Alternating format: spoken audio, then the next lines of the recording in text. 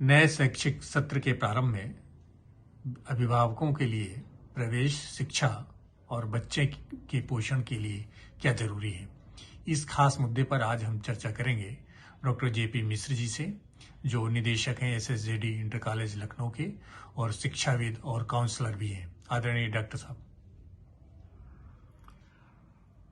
सभी अभिभावकों को नए शिक्षा सत्र के लिए बहुत बहुत बधाई।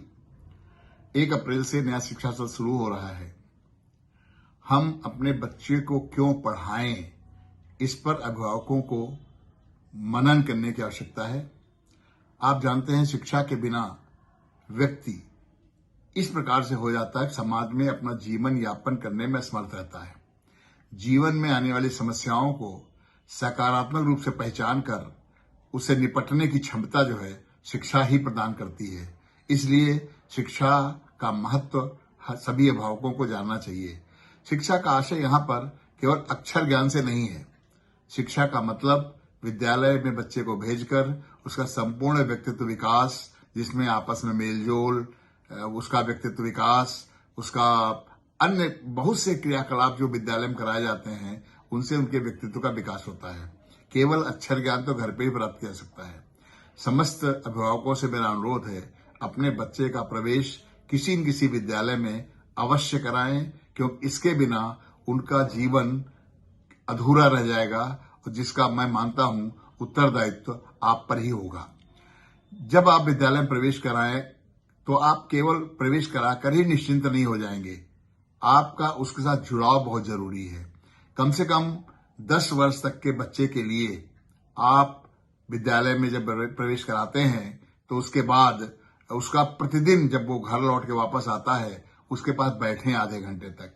उससे पूछें कि विद्यालय में जाने के बाद से और घर आने तक क्या क्या एक्टिविटीज हुई हैं, कौन सा लड़का क्या बात कर रहा था, कौन सा टीचर क्या पढ़ाया था, आपको कैसा लगा, उसकी सारी गतिविधियां उस बच्चे को इतना इनकरेज कर दीजिए कि लौट के आने के बाद वो आपको उत्सुकता पूर्वक शाम का इंतजार करे आपका कि पापा आएंगे तो हम सारी बातें उनको बताएंगे। आजकल समाज में जो सबसे ज्यादा दिक्कत आ रही है, बेटे बच्चों और माता पिता के बीच की दूरियां बढ़ रही हैं। दूरियां बढ़ने का मेन कारण यही है कि हम बच्चों को समय नहीं देते हैं।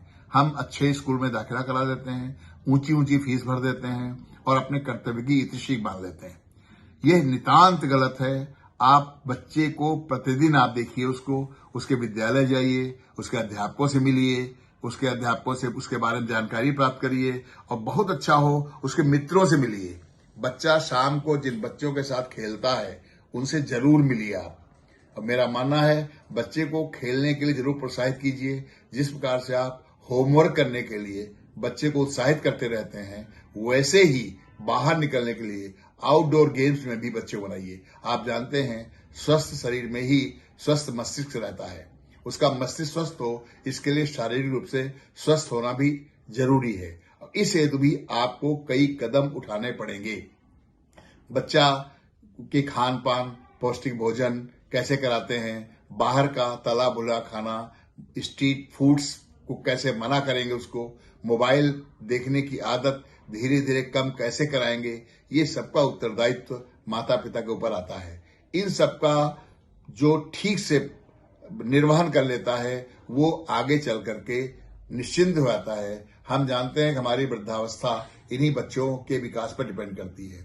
विवेकानंद जी ने बड़े स्पष्ट शब्दों में लिखा है कि हम गरीबी में पैदा होते हैं तो इसमें हमारा कोई दोष नहीं है, लेकिन अगर हमारे बच्चे गरीब की स्थिति में रह जाते हैं तो उसमें 100% हमारा ही दोष है। इस बात को हमेशा ध्यान रखिए, आप दोषी न बने। भगवान ने आपको मौका दिया है, एक समृद्ध बालक, सक्षम बालक, पुरुषार्थी बालक समाज को प्रदान करने का। और मुझे विश्वास है आप ऐसा कर पाएंगे जब आप अपने बच्चे का अच्छे विद्यालय में प्रवेश कराएंगे और उसके बाद उसमें लगातार कम से कम 10 वर्ष तक, जब तक बच्चे की उम्र 10 वर्ष हो जाए तब तक उसके संपर्क में रहेंगे, उसे रोज आधे घंटे बात करेंगे। मेरा मानना है फिर आगे आपको बच्चे के विकास के लिए ज्यादा चिंता करने की आवश्यकता नहीं पड़ेगी।